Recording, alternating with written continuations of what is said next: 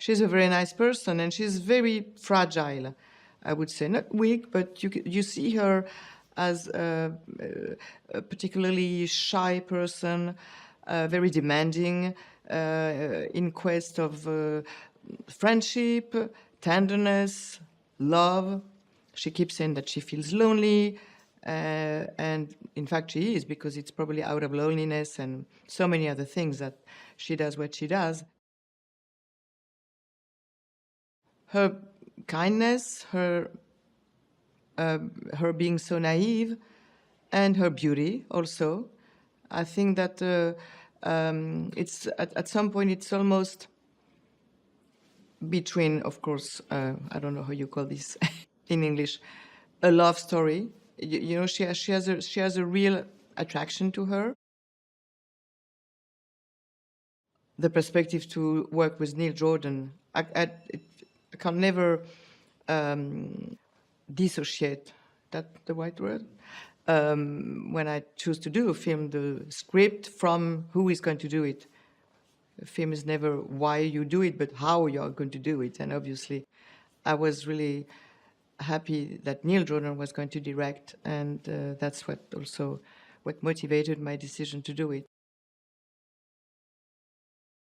At some point, Neil Jordan brought to the story, to the script, and I thought it was really marvelous. This obsession with the music, it wasn't there, I think, in the initial scenario. That was really Neil's decision to bring that to the story, and I think it's very important. It brings a mystery, it brings something completely like an obsession. She often sits to the piano and plays the piano.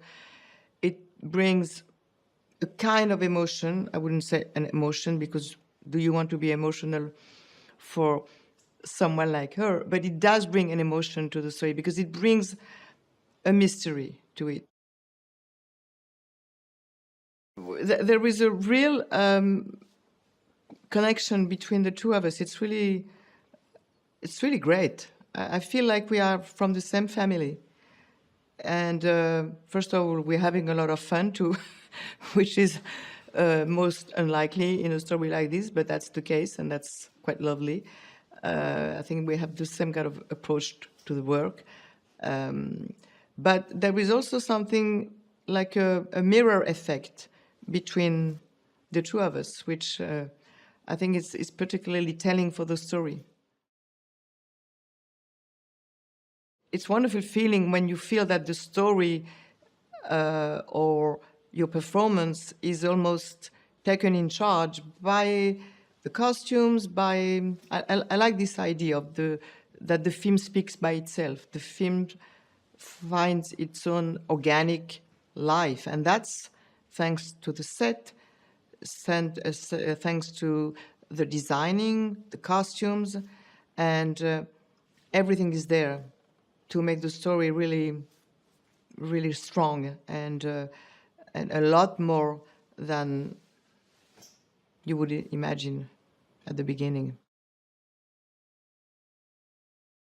You know, you have examples in the history of cinema of movies that tell us about, someone willing to lock someone else. You have Misery, you have The Collector, you have all these great films, and that story is, whether even if it's in a completely different way, it's in the line of this kind of fantasies. I think people will be touched also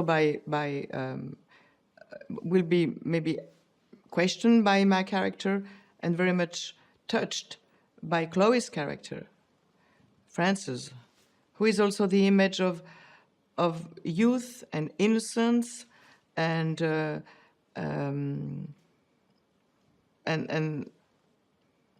she carries a lot of emotion in that character. So I think that people will be taken to several mental territories or emotional territories in the film through these two characters.